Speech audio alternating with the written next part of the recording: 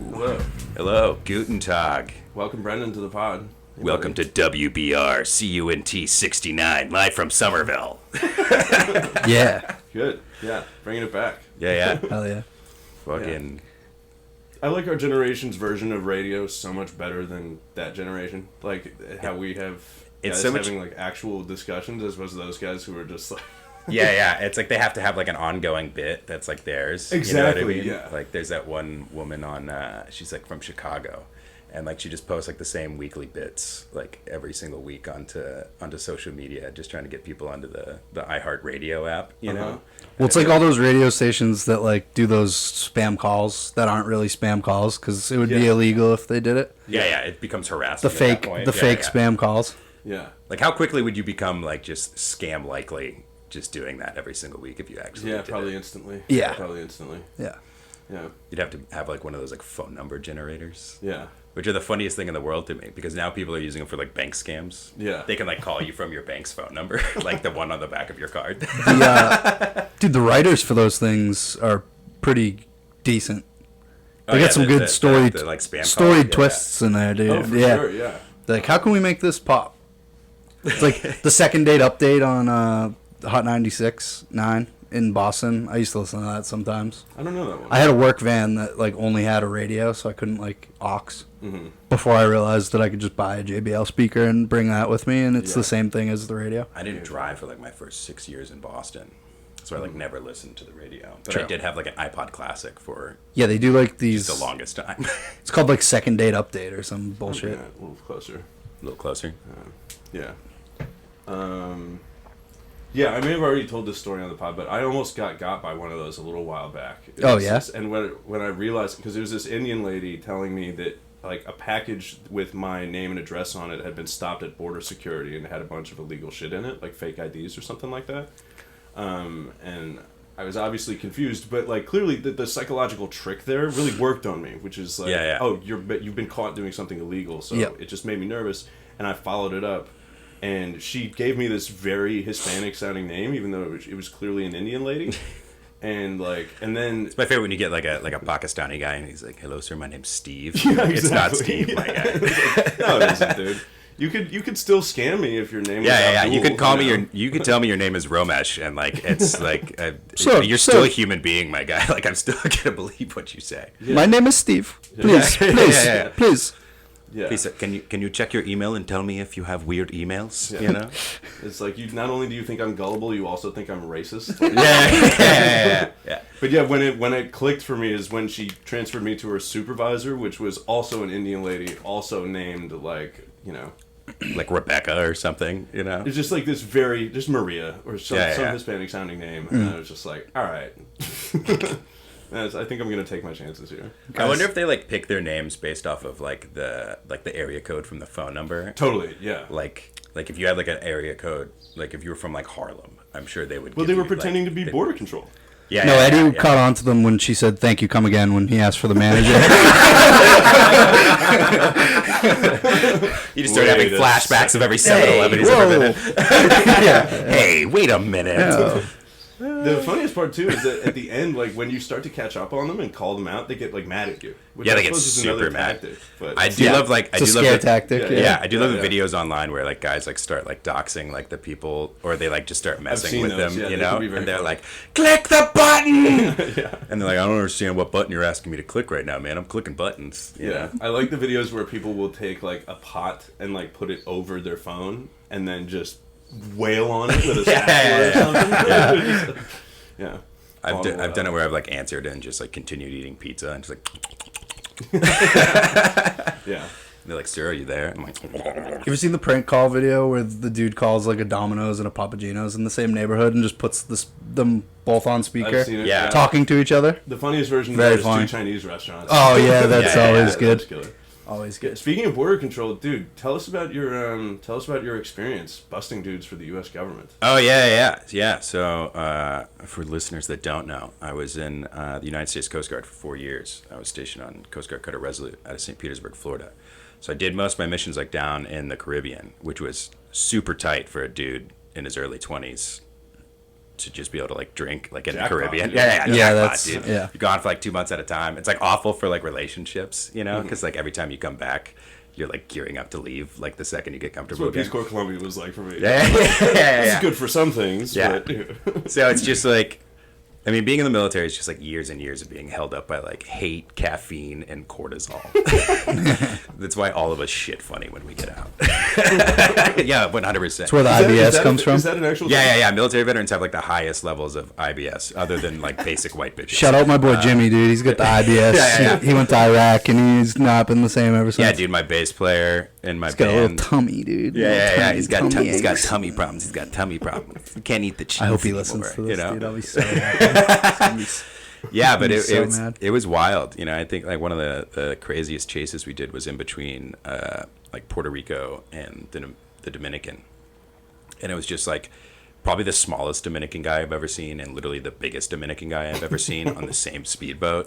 You know, and we're like chasing these guys. How many down. TVs were they holding on the back?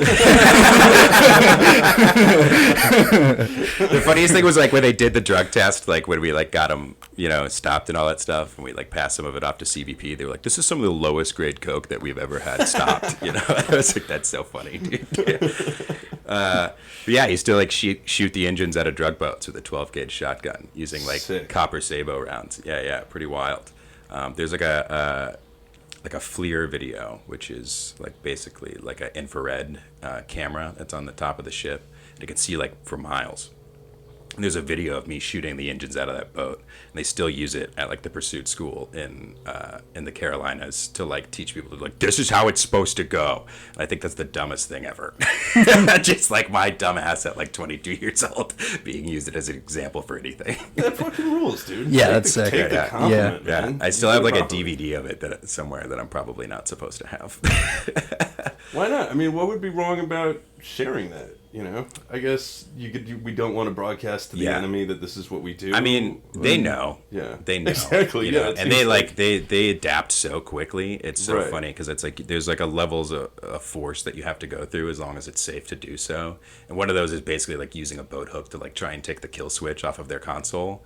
So we had like done that during that pursuit, and then the guy was like, the tiny little dude was like pissed, and so he just like cut the lanyard off of the kill switch and put it back on, and they just took back off. You know, it like did absolutely nothing. Wait, what exactly is a kill switch? Exactly what it sounds like? It just kills the engine. It's exactly what it sounds like. So like on any boat, like on your console, it's like the kill switch on like a treadmill, right? So if you like fall off, it like So it kills pops the it- engine. Yeah, pops so it off. Right, yeah. Right, you're supposed to have it like wrapped around your wrist or whatever. Like nobody ever does. Like your drunk uncle is not putting his kill switch around his wrist. You know what Right, I mean? So he just like popped it back on there, and they just like took back off, you know. And then we did all kinds of other crazy shit, like we have like these things called like entangling devices, which are like these long pieces of rope, like nylon rope, and then they So have you're these lassoing Dominicans? is huge what you're telling loops, me? right? And so you like trail it off the back of your boat and try and like pull in front of them to like lasso their engine essentially. And so my dumbass is like hanging on the back of this like engine compartment of our boat, like ready to cut it off if we do entangle them. So I had like a brand new tattoo on my arm, and like that whole top of that engine compartment is basically just like sandpaper. It's like non-skid strips. So I had like just gotten my gunner's tattoo, which is this stupid M4 that's tattooed on the side of my arm. I'd just gotten it in Puerto Rico, and I basically like scrubbed it off on the top of this thing. It was fucking disgusting. Nice. Oh, that must have hurt so Yeah. bad, dude. And then we finally got like the okay from JIATF South. JIATF stands for Joint Interagency Task Force.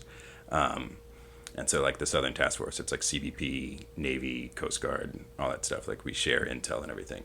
And they finally were like, oh yeah, you can shoot the engine out. And like my little like fucking 22-year-old self, I was like, fuck yeah, dude. It's I had, like- Call of Duty. You're Yeah. playing It's Call just of real Duty. life Call of Duty. Yeah. So Sick. I like pulled off like the 4 shots. We didn't think we had gotten the shot, and so like I reloaded, and then like the engine finally stopped, and we pulled up, and the guys were so unbothered. They did not give a shit at all. They were just like, yeah, we kind of knew we would get stopped. They didn't speak English.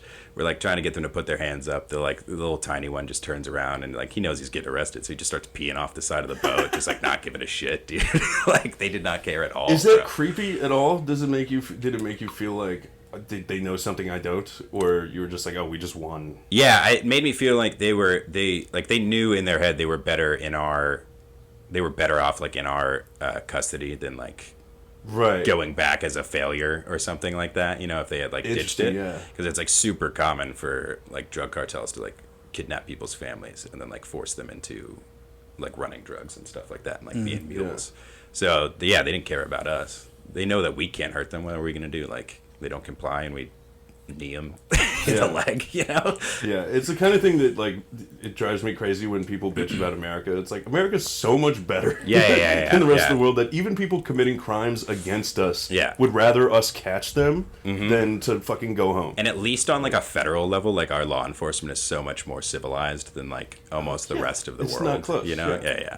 Like even the UK, like they're like state agencies are like super sketchy. Yeah. Like MI5 and stuff like that. It's like everybody's like, we have no idea what they do. Military intelligence is just super sketchy. Yeah. You know. The French and the Spanish can't even keep a bank open all day. It's really no competition. America #1, dude. But yeah, so would you say drug running is the main thing? Were you ever looking out for something more sinister, like human trafficking or anything like that? Yeah, so we never got intel on human trafficking. That stuff's super, super hard to catch. And it's normally larger units that go after stuff like that. Because if it is on the water, human trafficking stuff is normally going to be like the Pacific. It's coming from... like Eastern Europe and shit, right? Yeah, Eastern Europe and Southeast Asia and stuff like that. You know, and it'll be people like shoved into shipping containers with like an air supply and some food and then like shipped for like 2 weeks at a time in like a dark box. You know, for us, it was mostly like stopping like illegal migrants. It was like the other side of things. So we did a lot of deployments like off the coast of Haiti. And then there'd be like 127 people on like a 67-foot like wooden sail freighter that no one in the United States would ever think was seaworthy. Yeah. And it's like a clown car. Like once you like convince them to get off of it, they just don't stop coming. Yeah. And then they don't listen to instructions and they're just like jumping onto your boat, dude. You're like trying to get people off your leg and shit, you know? And you're like, there's too many. You're like terrified that one's going to fall in the water and be like, I can't swim. You're like, that fucking sucks, dude. We already got too many of you. They just go for it, dude. Like 4 at a time. You'd have to like peel off to get them to stop. Yeah. Hey, you can't blame them with Yeah. escaping. I mean, And it's then one of the worst places on earth. honestly, like the chillest demographic that we would regularly stop was Cubans, because they just knew they would try again. They would just hang out on the flight deck where we were keeping them, and just all they wanted was a dick ton of sugar for their coffee and coffee every day. And they would just be polite, and they would learn the routine very, very quickly. They were super happy to have beans and rice every single day, you know? Yeah. I met a Mexican dude at, or maybe he was actually a Guatemalan dude at, he was just working at this tacos place, like, in Magoon Square, which is a few blocks from here. Not a few blocks, but close enough. And he told me about his story of getting to the city. He's undocumented. Yeah. And, like, it was just so crazy to me.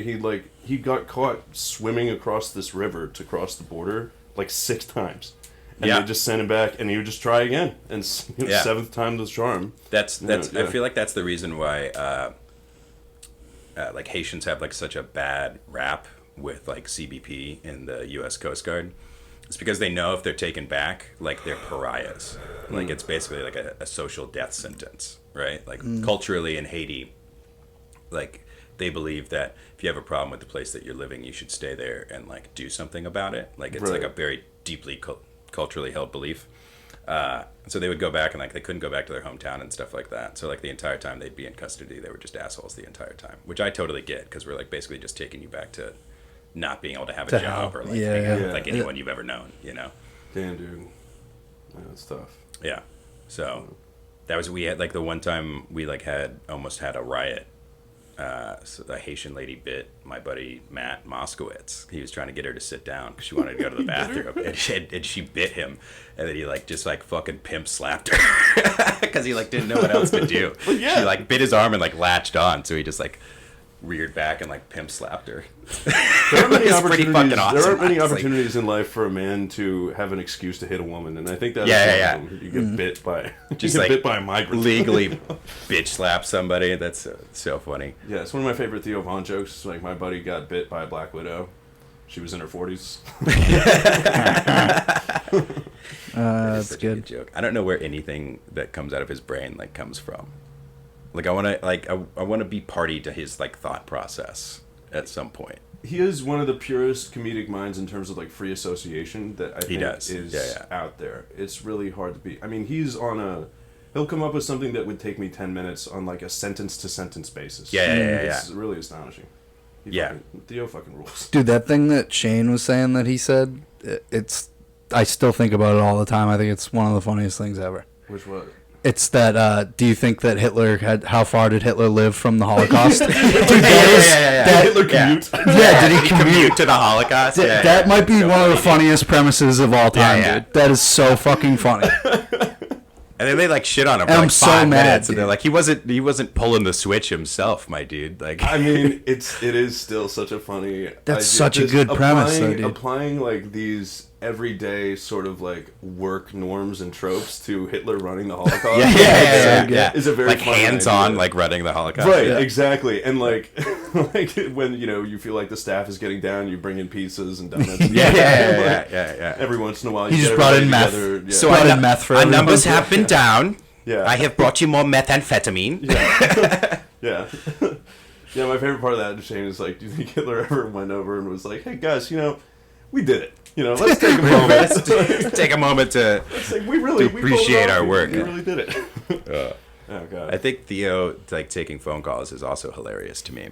Because his like responses, I don't even know if he knows that he's making jokes sometimes. Like this guy called in, was like talking about how him and his wife had some threesomes, and like his wife realized that she preferred women, and he was like, I think I'm kind of into guys.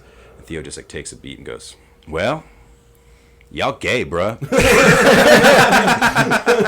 It was just like, it was so earnest, you know? It was just like, I don't think that was a joke. I think it just happens to be funny. Yeah, there's an earnestness to him that's really awesome. Yeah. I think he's like the second biggest podcast out right now. Yeah. Which is awesome. Yeah. Rogan has that like inflammatory kind of thing going on, and Theo has that like childlike innocence that like no one wants to miss out on, I feel like.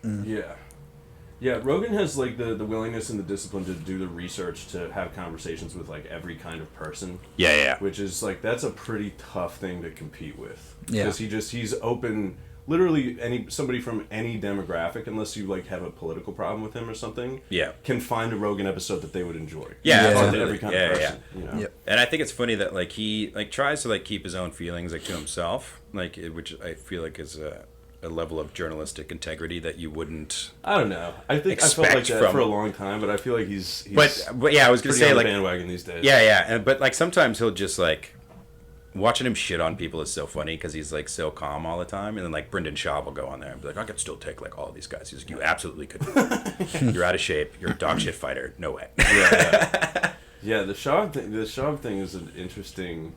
Because he's like rich. He's made like a bunch of money. Like he like sells out clubs. He's never done anything bigger than clubs. But it's funny to me that like he garners all of this attention. He was a dog shit MMA fighter, and in my opinion, he's kind of a dog shit comedian. And that may be controversial to some. I don't like but Brendan I think Schaub that much terrible, either. Yeah, I agree. You know? He seems like an okay guy. He's just not funny.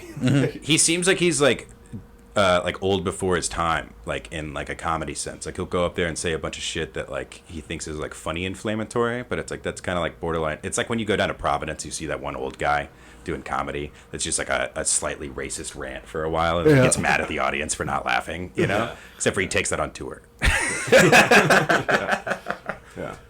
Yeah, that was a weird seeing his like kind of rise and fall, and especially like his like their Reddit section and their YouTube comment section, how it just became like a culture to just shit on Brendan Schaub. People listen only for that purpose. Mm-hmm. Damn, dude. Which is really funny because like I really like Brian Callen. Like I've met him, like I've spent some time with him, you know, like in the same room and stuff. And he's like a super sweet guy. Talk about another person that like Joe Rogan is shit on. He was like I 100% could take somebody in a fight, and Joe was like, no, you cannot. But like I think he's you know really funny, and it's just so funny to me that he has like this deep like loyalty to Brendan Schaub and like their whole brand and stuff. Because they seem like on such different. Is their pod even still going on? I feel like I haven't seen any clips. I used to see clips from that shit all the time. I think Schaub is like retired from comedy. I think he had literally. I think he had enough. Yeah. And I don't blame him. I mean, he was like he took a lot of hits. He took some L's, man. Yeah, he was getting it worse than like Adam Friedland. Yeah, I think Adam was like always kind of in on the joke. Yeah. Whereas Shab was sort of at war with these people. Yes. It's like a war yeah. you are not gonna win. Yeah. You can't. You're outnumbered, dude. You can't win a fight in the court of public opinion. Like, there's just no way. You're not winning. Like, the mob mentality always wins. That's why Twitter is such like a trash pile, because it's like designed for the pile on, right? It's like the second something is trending, people are attracted to it, and they're like, oh, what's going on? And they just take it at face value, like, oh yeah, this person does fucking suck, and they just pile on, you know. Yeah. And then it's like a million fucking video essays about how some person is the fucking worst. And you're like, It's My why it's Twitter so algorithm wild. is insane, dude. Say that again. My Twitter algorithm is nuts, dude. Yeah, what do you I'm got? Just tits, dude, all yeah, day. yeah, yeah, dude. Mine too. Like, I don't follow like any models or anything. Me I just neither, get dude. fucking like I'm just OnlyFans bombarded model after with- OnlyFans model, Yeah. and then so much of my family is conservative that then I just get like this crazy like super rightist like insanity, you know? Yeah. Or I'll just get like, and like I barely follow anyone, so then I'll get like a bunch of conspiracy people, you know, that are just going buck wild. Those are fun on Twitter. I follow Yeah. a couple of those. I do love the people that are like, Conspiracy Twitters are great. yeah. It's good to keep a diverse diet of Twitter insanity from all parts of the political spectrum. I like to track down Scottish Twitter every once in a while just to watch their vernacular typed out. It's fucking incredible, dude. It's so good, Yeah, dude. yeah. If you ever get to like that dark corner of the internet, Scottish Twitter is the fucking Dark shit, corner dude. that is just Scotland. It's There's just no- Scotland. They're just so like angry, and they have every right to be. Hey, I think it makes people funny. I was just having this conversation with Tori the other day. She like talking about Irish. If you think about it, the Irish are crushing American comedy right now. Oh, yeah. Like Yeah, Shane fucking- Gillis, Mulaney, Tim Dillon, Even people Nick like Mullen, virtually all my directly favorite from comics. like Ireland, like what's his name, Nihill, this Dave Nihill or something. know like that. that. I'd have to look him up, but he kills, dude. Yeah. And he also like he graduated from like a really good university, like speaks Spanish and stuff. And he has this like hilarious bit about how people are like, oh, why'd you learn Spanish? Like growing up in Ireland. He's like, have you met a Latina? I'm like, that's so fucking fair, dude. Yeah. Yeah, the Irish demographic is absolutely murdering comedy right now, dude. Hell yeah. Yeah. Speaking of Latin folks, Caribbean folks, would you go back to the Caribbean? Like Absolutely, I love the party? Caribbean. Yeah. Yeah. You're not traumatized by the experience. No. I mean, definitely like my experiences like on operations and stuff like that. But like I have super fond memories of like every place I've ever visited. You Right. know, like Bocas Yeah. del Toro, Panama is one of my favorite places in the world. It's such a crazy like group of islands. Like there's all these hostels and stuff that have bars in them, and like throughout the week everybody will tell you like where the party is that night of the week. It's almost like this like silent pact that the entire like archipelago has with each other. It's like, oh, on Tuesdays we party at Aqua Lounge on this island, and on Wednesdays we party at this other hostel on the other tiny island in the archipelago, and all of us take water taxis driven by guys that don't speak English and seem incredibly upset to be alive. Yeah, dude, that community, I got little tastes of that in Colombia. The like American expat community is like kind of a fascinating thing. It's very seductive because you get down there and it's like, oh, these people just live in a party. It's just a party. Stoked to 100% be of the time. alive. Brazil's It's like that, dude. Beers Rio. for like 30 cents a pop. But, Yeah, like, you dude. spend enough time doing it and you're like, oh, this is a little. It's like that that like I think it was like a Faustian like parable or something of like a guy who dies and he wakes up and he's at a casino and he like wins every game and he's taking home hot women and it rules, and then he goes to bed and does it all again and then day after day after day, and he asks at one point he's starting to get tired of it and he's like, he asked the person next to him like, is this heaven, you know, because I would have thought there'd be a little more variety, and the guy was like, no, you're in hell, dude. Yeah. You're in hell. It seems great at first. Right, exactly. I did see a video somebody took in like the Vegas airport. They were just, I don't know why they were filming, but this like tiny little white dude comes flying out of the gate like off of an airplane. I and saw that. runs straight up to a slot machine. Holy shit. I was Oh, like, he like threw his bag. he like dude. fucking chucks his bag Yeah. down. And he's just Yeah, like that was straight up great. to a slot machine. And I was like, I cannot imagine like absolutely needing to do anything that bad. Yeah, it's You know what I insane. mean? I mean, it's gambling. It's a drug. Like Yeah, anything 100%. else. Yeah, anything It like else. interacts with like all of the. the same parts of your brain as like sugar and cocaine and stuff like that. You know, Yeah. it's like Yeah, the most interesting thing that I've heard about that addiction is that like you can tell like the high is in the anticipation. Yeah. So you can tell when somebody's a real gambling addict when even if they win, they're irritated. Because the game is over. Yeah. And like it's the waiting. Or the win could have been bigger. It's not even that. It's just that the high of the anticipation, the adrenaline of the anticipation dissipates, and they're like, "All right, I gotta get back in." Yeah. It's like, hey man, you have $5,000 in your pocket. It's like, yeah, but doesn't matter. Like, yeah. What can I bet on now? What's next? Exactly. Yeah. And like slot machines are like, they're designed that way. Like they're designed to feed into the addiction and stuff, which is like insane. Like so much thought has gone into like the way they operate and shit like that. And it's like they're not even actually random anymore. Oh, like, of course not. It's incredibly sinister. My buddy John told me this story about going to, because they will, they keep track of they identify you and keep track of you throughout your night. Yeah, 100%. So they make sure you have various ups and downs to like keep you interested.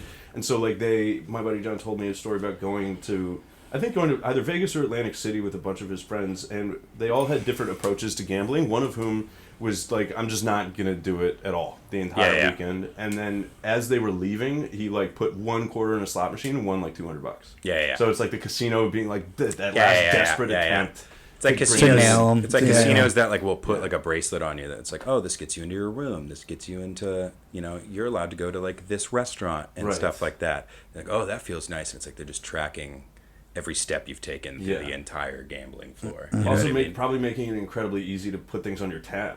You just wait. They're like, hey, you can just tap this thing at your bar seat, whatever.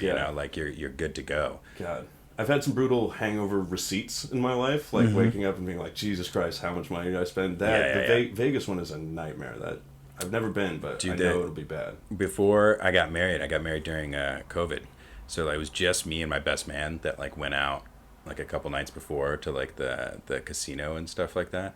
And the amount of money you can spend in such a short period of time is insane. Oh yeah, dude, it's nuts. I like pulled out like $200 and I was like, once I win this back, I'll just put that $200 in my pocket and then whatever. Like what I've won is, it's free money. I'll just entertain myself. Like an hour and a half later, I was like, I hate this place. I'd like to leave. we like let's go play pool. Like that. That can't steal your soul out through your asshole, So we just like went to, and we were down on the South Shore, like down near where I live now, like over near like New Bedford and like all that stuff. So we just like went to this like dive bar with like nice pool tables and just played pool for the rest of the night. Yeah. That's fun though. Yeah. Pool's nice. Pool's fun. Yeah. Yeah, it's a real like exercise in discipline and like resisting temptation, but I'm not sure if it's an exercise like worth undertaking. Like no, yeah, 100%. Yeah. Like it's also funny to me that there's like guys that are professional gamblers. Yeah. And it's like these guys, they like draw people to them that want to play with them, like card games and stuff like that, whatever. They're a professional blackjack player. So it gets to the point where like the casinos will start flying these guys around on private jets. Like they don't have to own their own private jet. They just fly these guys in because some rich dude always wants to beat that guy that plays cards for a living. So the casino is fine with those dudes winning all the time because the whales are coming in to play with them. Yeah. Just keeps some fucking rich dude. How interesting. You're baiting whales. Yeah. With a guy that it would be cool for the whale to say that he beat. That's so interesting. I remember hearing Dan Bilzerian interviewed and he told some stories like that. It's like once I had enough of a name in the gambling world, I started getting invitations to play with certain guys who didn't give a fuck about how much money they were blowing. Yeah, they don't care how much money they lose. They want to play cards with the king of Instagram. Right, exactly, yeah.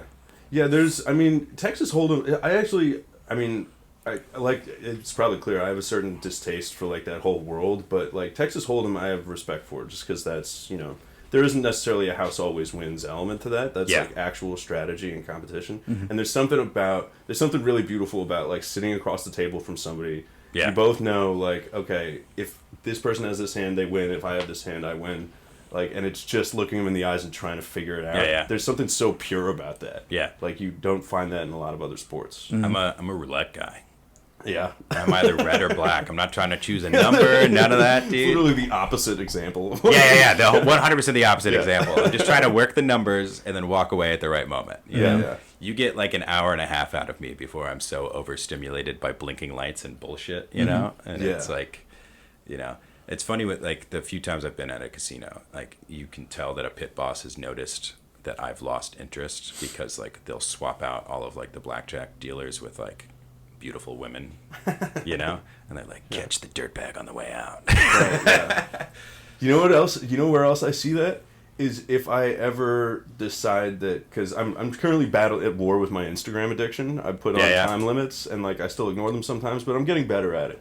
And I notice if you delete it and then re-download it, they put the hottest women possible in your feed. It's just instantly, oh, it turns out Emily Ratajkowski's posted something. Turns out Allison Bree's posted something. It's like, you weren't showing me this before. But they're like, it's time to bring it heat. Welcome back to the internet casino, sir. Exactly. That's all it is. It was always this awesome. Yeah. It wasn't boring and melting your brain. As someone who like runs ads on like meta platforms, like I feel like that's part of their pitch to you is keeping people engaged with the app so that they'll see what you're paying for them to see. You know what I mean? Like there is something like sinister about it. Like they do like the kind of social math to keep you like kind of locked in, which is super funny to me. Yeah, I don't quite know what to think about it. I think Ron DeSantis proposed something about getting rid of it for teenagers. Yeah. And I mean, honestly, like, I'm generally a pro-freedom guy, but, like, that seems fair.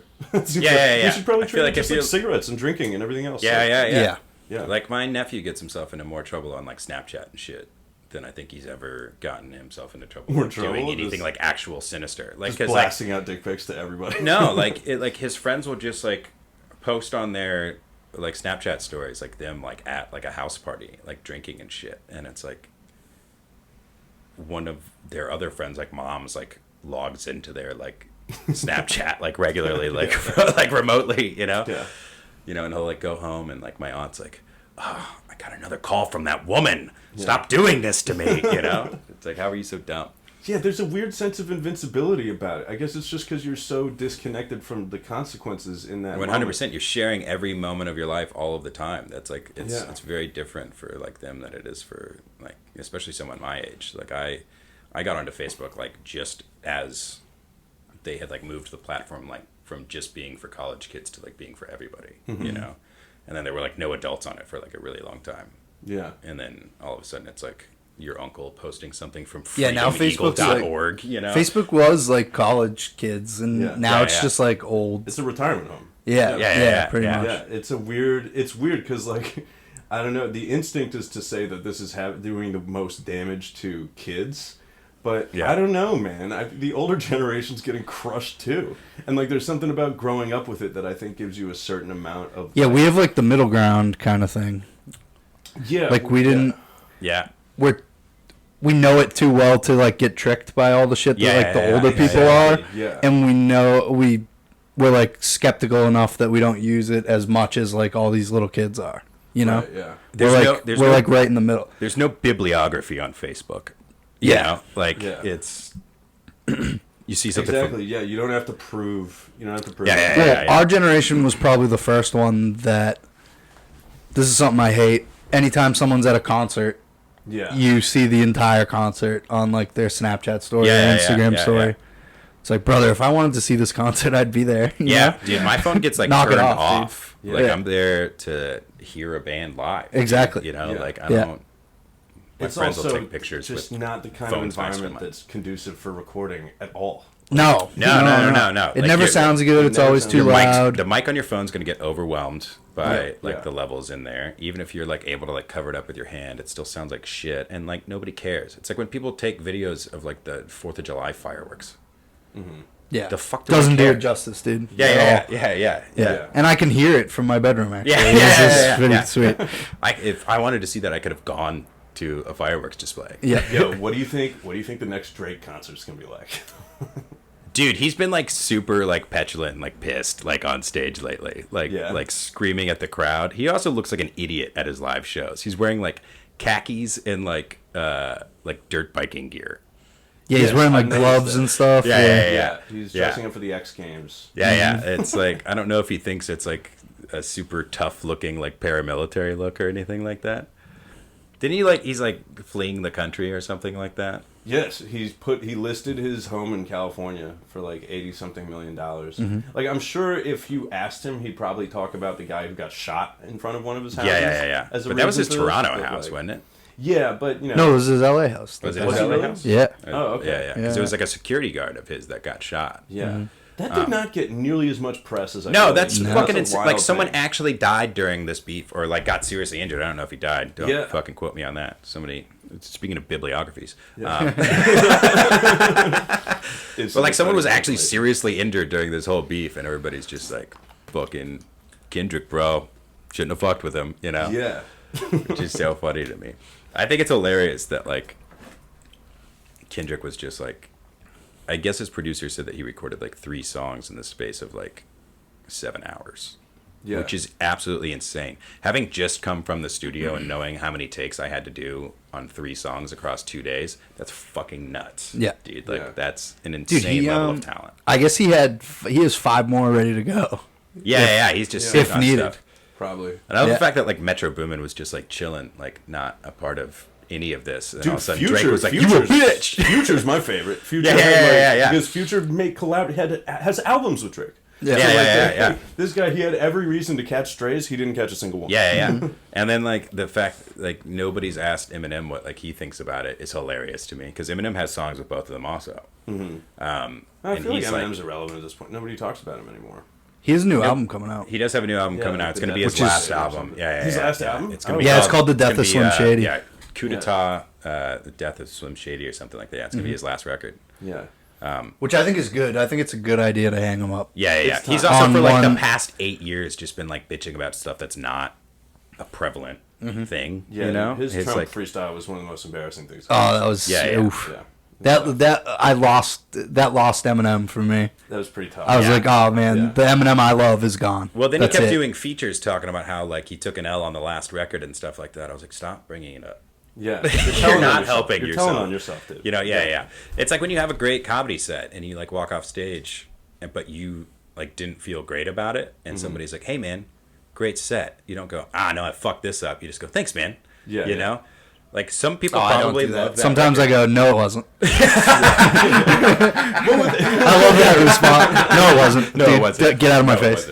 I mean, please leave me alone. With other comics, I feel like it makes sense to be honest, but like an instinct that I have, and I think everybody has, is if you're in the middle of a bad set, like addressing it to the crowd, and it's like that. When I see somebody on stage doing that, it never comes off. No, I bulldoze through it. You know? Plow ahead. But I think it's an instinct. Literally every comic. I mean, Shane did it on his SNL monologue. It's yeah. Every comic has that instinct. One of the things that like does sometimes saying like, "Oh, I know you guys aren't gonna like this either." That gets a pop. Yeah. It's sometimes bring you. It'll bring you back in if something didn't work. Can work. Yeah, just, complaining about the audience, being mad at the audience. That I don't do. That's like the joke that I made about there was a couple that left during Caitlin Sophia's set at the last Friday Funny show that I put on.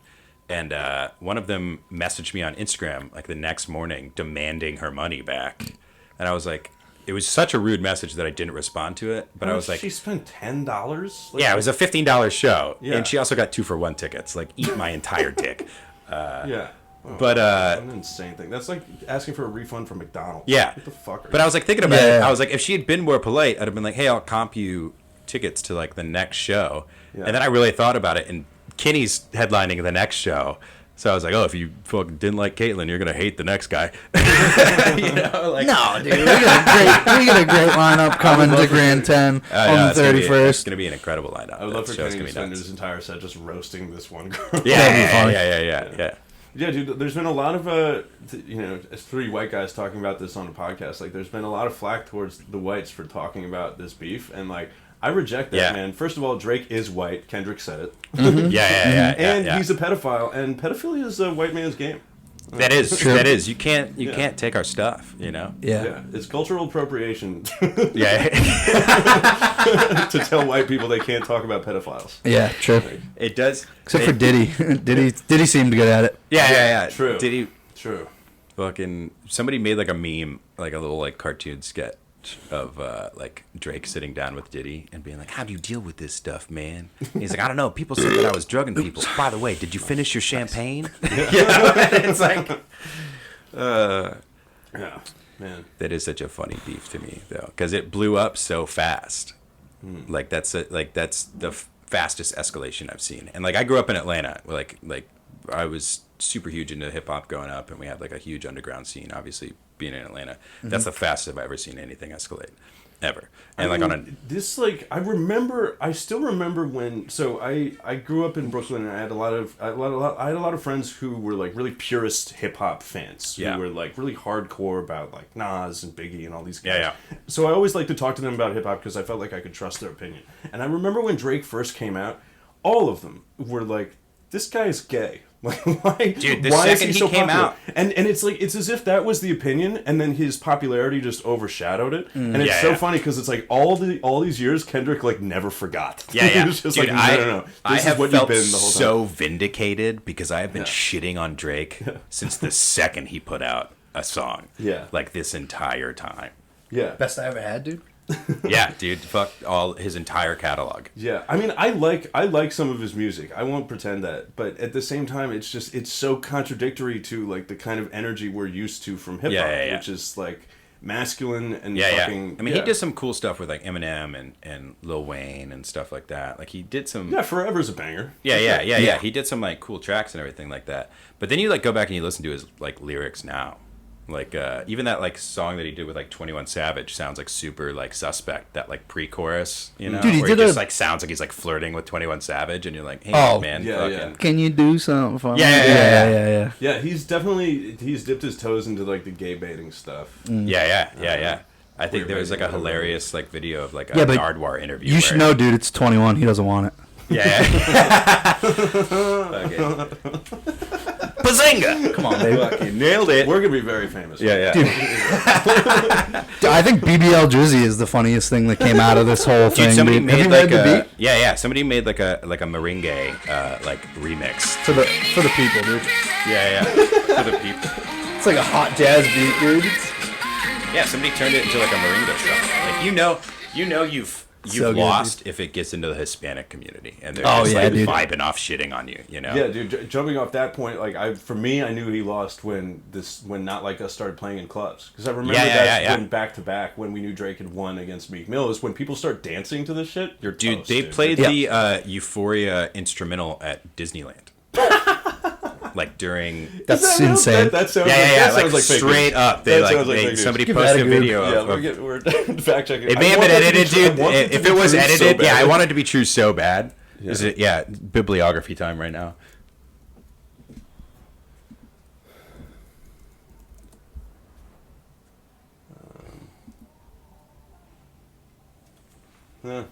Let's see. I don't know. I love your like search results and how they're catered to you. Oh, for sure. Like you like how often you have to search stuff that like you normally wouldn't give a shit about. Yeah, dude. I think within our, this is a prediction. I think within our lifetimes, like people's algorithms are gonna be as like private to them as their fucking like yearly salary. Like people are not gonna watch it because it is such an accurate. It's a look. Yeah. Soul, Search engine like, optimization, like on a personal level, is like such a huge industry. You know. Yeah, it's gonna be like seeing someone naked. It really is. Yeah. I mean, it already. What kind is of porn do you it like? Already is with porn. Yeah. Yeah, you little fucking creep. Yeah, I wonder if Drake will ever catch any like actual accusations about this, because it's so far people have pointed out like the Millie Bobby Brown stuff, but nobody's coming forward saying like he actually touched me, and now would be a great fucking time to do that. Yeah. I've only seen people being like, no, it was just like friendships type stuff. Also, like, he wasn't weird about anything. I mean, that could be like true, and Kendrick still has a point that it's weird for a grown man. It's still weird. Yeah. Like, you can't hang out with a teenager. Yeah. Yep. But, you know, he also may have, like, just, like, paid a bunch of people off. True. It's amazing what money will do for you. That's true. He is extremely rich. Yeah. He's very, very wealthy. Yeah. I don't know why he's very, very wealthy. That bothers me. Drake? Yeah. He's unbelievably popular. Hits, man. Yeah. He is. He has, there's, like, something that, like, Dude, the next song he drops, he'll pass the Beatles. and Michael Jackson. Yeah, it's fucking crazy. It's such a funny time. It's such a funny time for this all to be happening because he should be at the top of his game. He should be happier than he's ever been before. That's probably what pisses Kendrick off the most. Oh man, that's like that probably created so much more of a fuck this guy like response than anything else. It's just the fact that Drake is that famous. What I keep obsessing over is just imagining what it must be like in Drake's camp right now. Because if you're a guy that's that big, you live on compounds, all of your homies live with you in guest bedrooms or guest houses on your property. And so he's convening the council every night to talk about this, surely. And the amount of, imagine being one of those guys and having to be like, dude, it's not that bad. Yeah, it's not that bad. It's not that bad. You'll bounce back from this. Speaking of greatest Drake line of all time, I use a walkie-talkie just to get a beverage. It's my favorite. It's my favorite Drake line. Rapper, I can't remember his name. It's like something Cooley or whatever. And he was like, I can't remember. Cool G Rap. I guess Drake paid him $150,000 to give him information on Kendrick, and so he gave him fake information. Yeah. He just walked with $150K. It's super funny. Yeah. I also think it's funny that like Schoolboy Q came out of like the woodworks and like told J. Cole like, no. Schoolboy rules, dude. Yeah. He was like, I'm gonna tell you right now, walk away. Yeah, dude. How happy must J. Cole be? I mean, at first, like he was the one getting flack, and now everybody's that was a smart move. Yeah. Like that's the best business decision you've ever made. Yeah. He's out there like, I'm protecting my peace, bro. Dude, someone posted like his stats from when he played professional basketball. It was like, this is why J. Cole dropped out of the thing. Yeah, they knew Kendrick was going to bring up how bad he was in professional basketball. Did he play in like South America or something like that? Dude, he played in like Africa, dude. Did he? Yeah. That's wild. Yep. Yeah. I have seen his like headshots from when he played like professional basketball.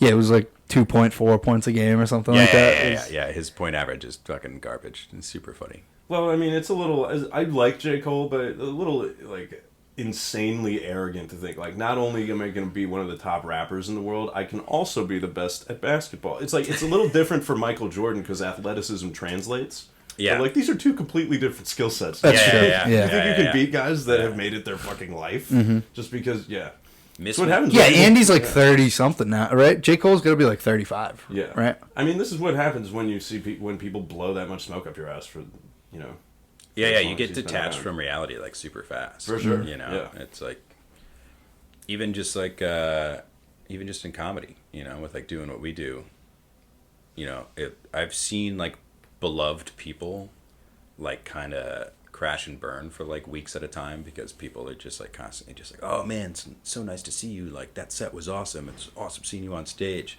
And they like get an inflated ego and then they're just like fucking crash and burn for like weeks at a time and then like bounce back because they're like, oh, that's right, I'm still a person, I still have to put the work in. Speaking of the bounce back, dude, I guess Louis C.K. was at the Comedy Cellar last night. What? Yeah, he's been doing shows. He's been addressed. No, he's back now. He took like 2 years off after his last special, I guess. But now he took a long now he's doing new. And he floated the idea of retirement, which I never really bought, but it was like it's a scary moment. I don't think he can walk away from like writing comedy. Like I don't think he's capable. Yeah. No, I don't think he will either. Yeah. I think he'll always be doing He's something. like one of those guys that like George Carlin. Mm-hmm. Like he could not stop working. Well, he had tax problems. Yeah. He was out here committing crimes, man. He literally couldn't walk away. Yeah. Joe List posted it on his story last night. Well, it's something I love about comedy is that like it's not only can you do it forever, but there are guys that are getting older and are only getting better. Like I think Burr is getting better. I think Chappelle has stalled a little bit. Ricky Gervais has definitely stalled a little bit, but like Ricky Gervais is definitely stalling out. He's like him and Chappelle both keep like getting hung up on stuff that they're catching flack for. Right. Yeah. And so they're like going out there being incendiary just to prove to people that it can be funny. And it's like, we don't really want that from you. It's like it starts to feel like trolling. I thought Chappelle nailed it with Sticks and Stones because like there was obviously this is well in the past, but there was a moment there where like the woke people the cancel culture people were really winning. Like, it really seemed like they were winning. And so for him to come out and give it a resounding fuck you was an awesome moment. Mm-hmm. But it's as if he's trying to recreate that moment. And it's like, dude... Yeah, he wants it again. Yeah. He wants it again. I think Ricky Gervais wants it too. And it's like, dude, we're back. It's fine. Like, Yeah. Like, they they want to be seen as like this like poignant, like almost like, you know, punk poet, you know, kind of thing, like as a comedian, you know. Yeah. And like not everything you say has to matter that much. Yeah, and it's exactly it can just be funny. Yeah, it's the kind of thing that has to happen organically. You know, you can't force that shit. Yeah, 100%. And it's about as cringe as it gets when people try. Yeah. Ricky there's Gervais nothing is just worse so than that, angry. dude. He's so angry these days. Why are you so angry? You have so much money. Yeah. That's someone that could retire. Oh yeah, I mean, dude, the Office. Yeah. They're still, dude. They just like announced. I think Peacock just announced a new Office spinoff like this week. Yeah. Oh, really? They're like they're bringing Jim back. The Michael character isn't coming back, so Steve that's Carell's something not that really makes me sad. Is like the like members of that cast that were clearly just never able to move on. Like Pam and Angela started a podcast like just recapping old episodes, whereas Steve Carell and John Krasinski have gone on to have like awesome careers. Yeah. And then there's like the middle ground, like there's Rainn Wilson.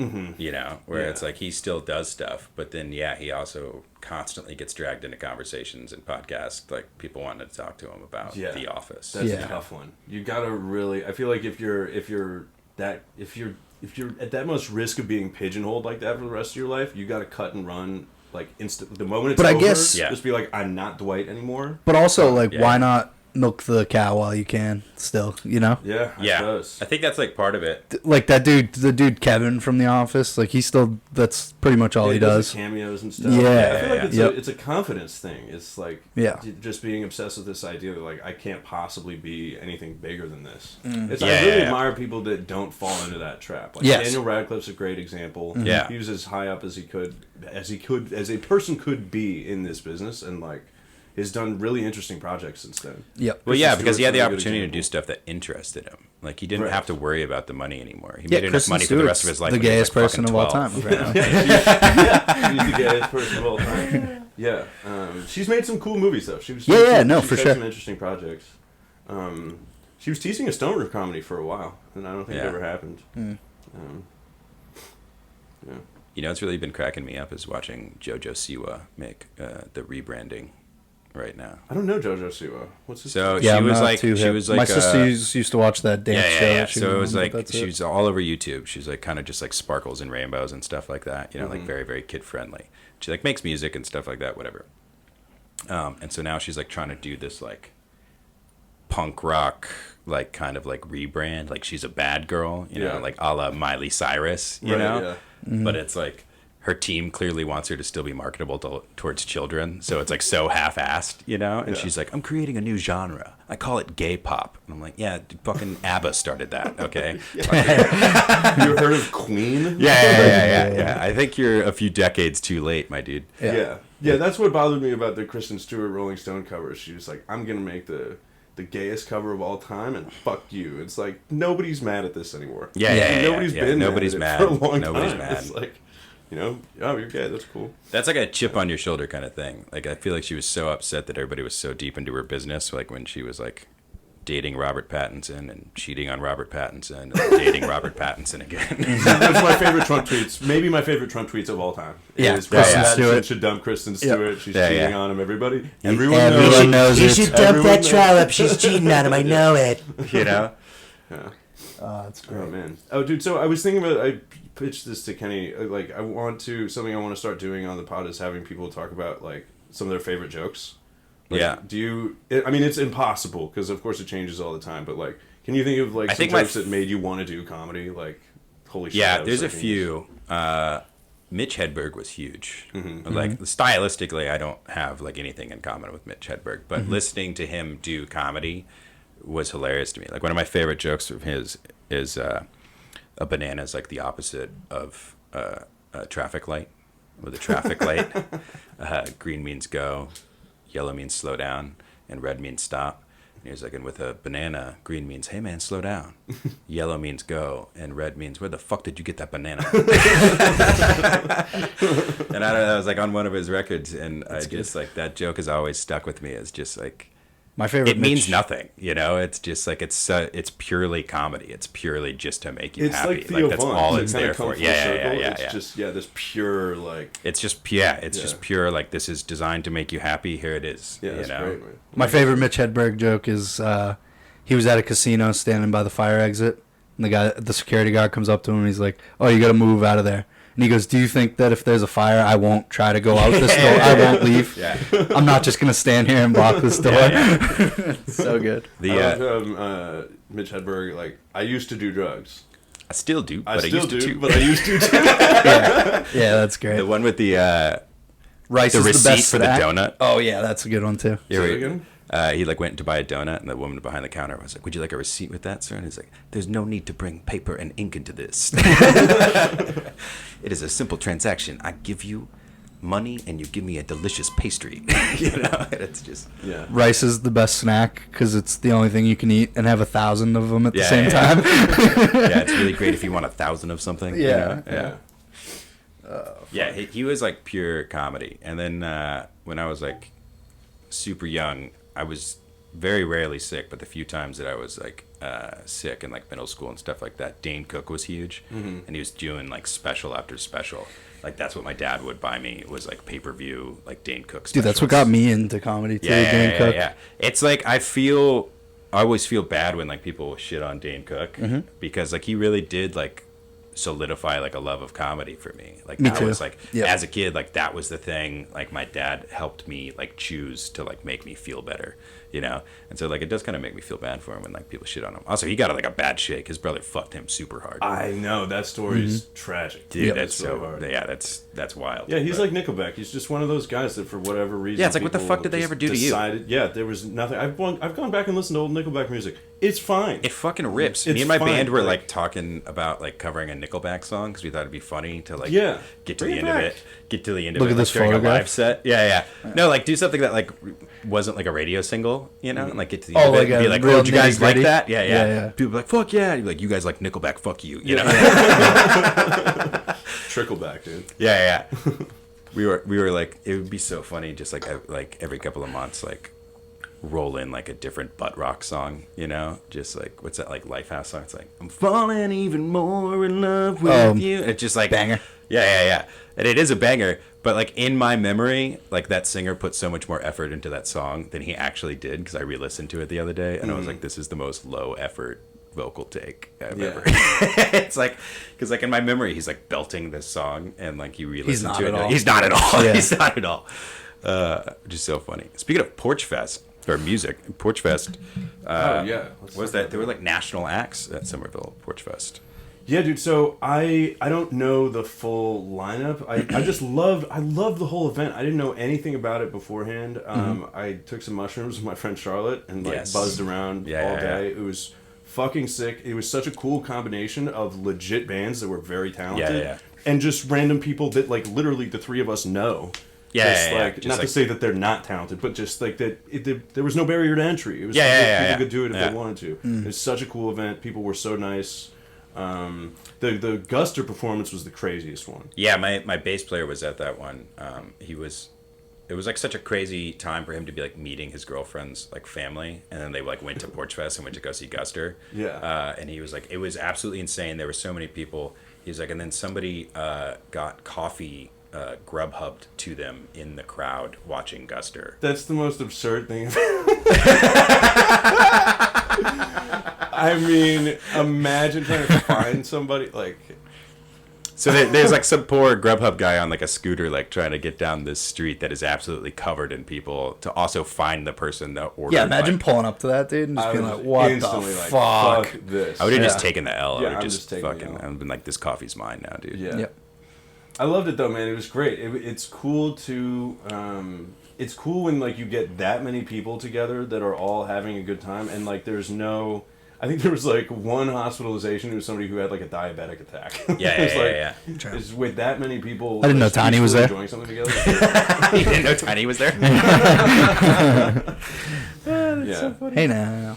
But yeah, Guster is such a Bada cool bing. story. I'd never heard of that band, but apparently like he got his start at Tufts and he performed from the porch that he lived at when he was in college. And so just that arc of like going from fucking around there. So I guess it like took him like a while to like get the people that like own the place or live there to like recognize that he wasn't like a fake person reaching out to them trying to perform on that porch. And so they finally were like yeah, I think he like FaceTimed him or something. I don't know. I heard this story like third hand. And then they finally said yes. So he like didn't announce it until like 4 days before Porch Fest happened.